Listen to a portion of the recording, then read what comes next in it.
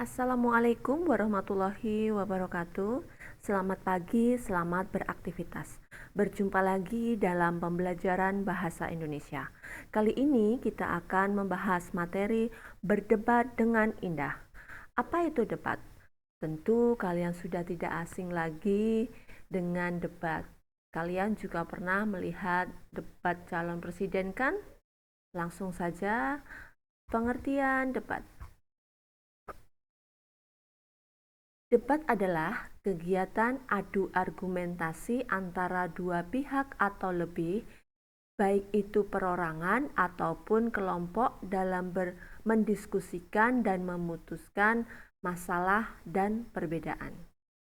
Sedangkan menurut KBBI atau Kamus Besar Bahasa Indonesia, debat adalah pembahasan atau pertukaran pendapat mengenai suatu hal yang saling memberi alasan untuk mempertahankan pendapat masing-masing.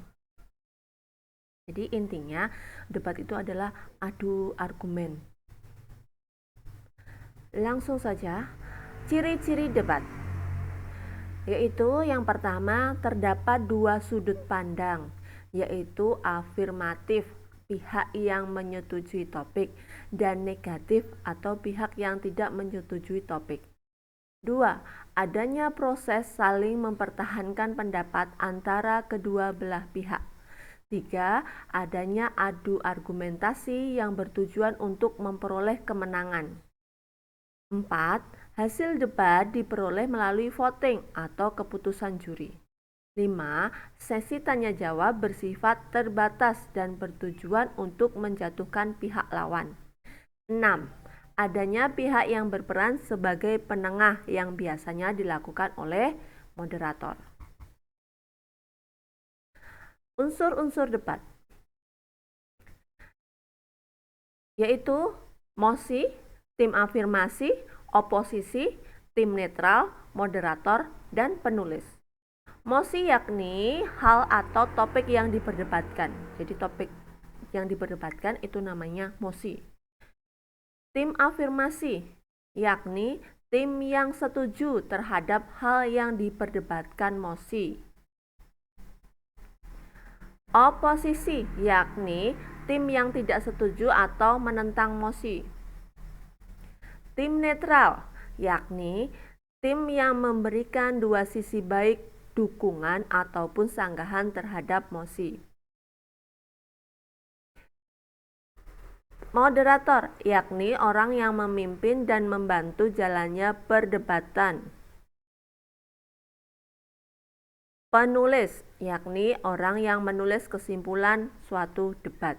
Jadi unsur-unsur debat itu ada mosi, tim afirmasi atau tim setuju, oposisi, tim tidak setuju, tim netral atau tidak memihak kedua belah pihak, dan moderator itu adalah orang yang memimpin jalannya diskusi, sedangkan penulis orang yang menulis kesimpulan suatu debat.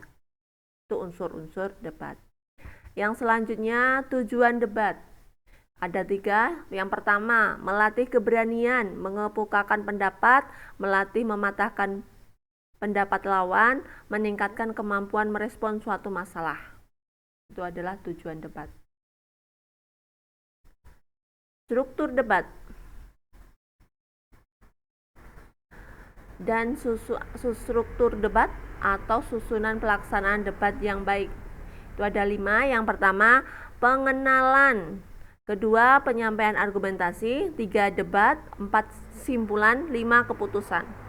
Untuk pengenalan, pada tahap pengenalan, setiap tim, baik tim afirmasi, tim oposisi, dan tim netral memperkenalkan diri. Masing-masing tim memperkenalkan diri.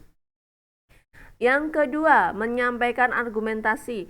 Pada menyampaikan argumentasi ini, setiap tim menyampaikan argumentasi terhadap topik yang dimulai dari tim afirmasi, kemudian tim oposisi, dan diakhiri oleh tim netral. Menyampaikan saling memberikan tanggapan masing-masing. Untuk menyampaikan tanggapan itu harus disertai tanggapan yang logis. Ketiga, debat. Pada debat, setiap tim mengomentari setiap argumentasi dari tim lain. Kemudian simpulan. Pada simpulan, setiap tim memberikan ungkapan penutup terhadap pernyataan topik sesuai dengan posisinya. Dan yang terakhir, keputusan. Keputusan debat diambil dari hasil voting, mosi, resolusi, dan sebagainya. Jenis keputusan ada 3, yaitu keputusan oleh para pendengar atau keputusan oleh hakim dan keputusan dengan kritik.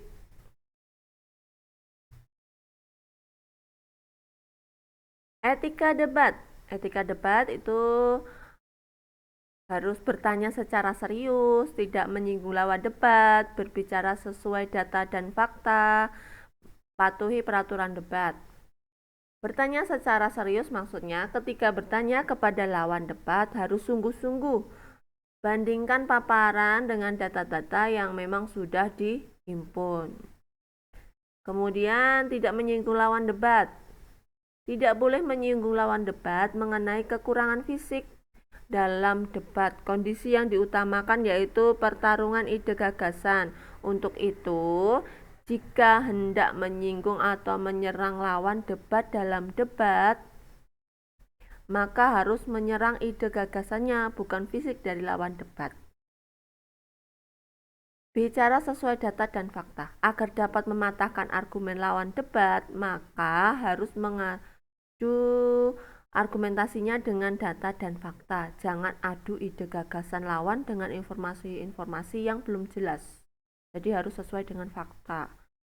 Patuhi peraturan debat. Pada saat melakukan debat dengan pebisnis, teman sekolah, atau lainnya harus mematuhi peraturan yang berlaku dalam melaksanakan debat tersebut.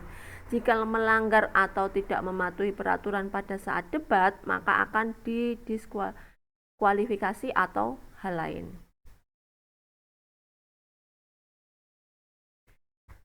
Jenis-jenis debat. Yang pertama, debat parlemen. 2, debat pemeriksaan ulangan untuk mengetahui kebenaran pemeriksaan terdahulu. 3, debat formal, konvensional atau debat pendidikan. 4, debat kompetitif.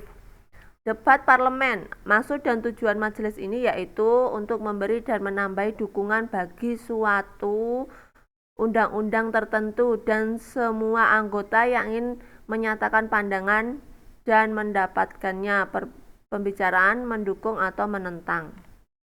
Debat pemeriksaan ulangan untuk mengetahui kebenaran pemeriksaan terdahulu. Maksud dan tujuan perdebatan ini yaitu untuk mengajukan serangan pertanyaan yang satu sama lain berhubungan erat, yang akan menyebabkan individu yang ditanya menunjang posisi yang hendak ditegakkan dan diperkokoh oleh penanya. Debat formal. Tujuan debat ini adalah untuk memberi kesempatan bagi dua tim pembicara untuk mengungkapkan pendapat kepada pendengar. Debat kompetitif. Debat kompetitif dalam pendidikan tidak seperti debat sebenarnya dalam parlemen. Debat kompetitif tidak bertujuan untuk menghasilkan keputusan tetapi lebih diarahkan untuk mengembangkan kemampuan tertentu. Nah, untuk yang selanjutnya, penarikan kesimpulan. Dalam hasil debat itu ada 3. Yang pertama, generalisasi, analogi, dan sebab akibat. Generalisasi, penarikan kesimpulan dengan cara berpangkal pada pernyataan-pernyataan yang bersifat khusus, kemudian ditarik pernyataan yang bersifat general atau umum. Contohnya, ketika kita melempar apel ke atas, maka terjatuh jika tidak ada yang menghalangi. Begitu juga ketika kita melempar benda-benda lainnya, maka dapat disimpulkan bahwa gaya gravitasilah yang membuat hal itu terjadi. Kemudian analogi yang kedua, analogi kesimpulan yang didapat berdasarkan pada persamaan antara dua hal yang berbeda. Yang ketiga, sebab akibat, mengupayakan fakta yang berupa sebab dan sampai pada kesimpulan yang merupakan akibat. Untuk pembelajaran kali ini, mari kita akhiri. Jangan lupa jaga kesehatan, cuci tangan, memakai masker saat berpergian, dan jaga jarak. Cukup sekian. Wassalamualaikum warahmatullahi wabarakatuh.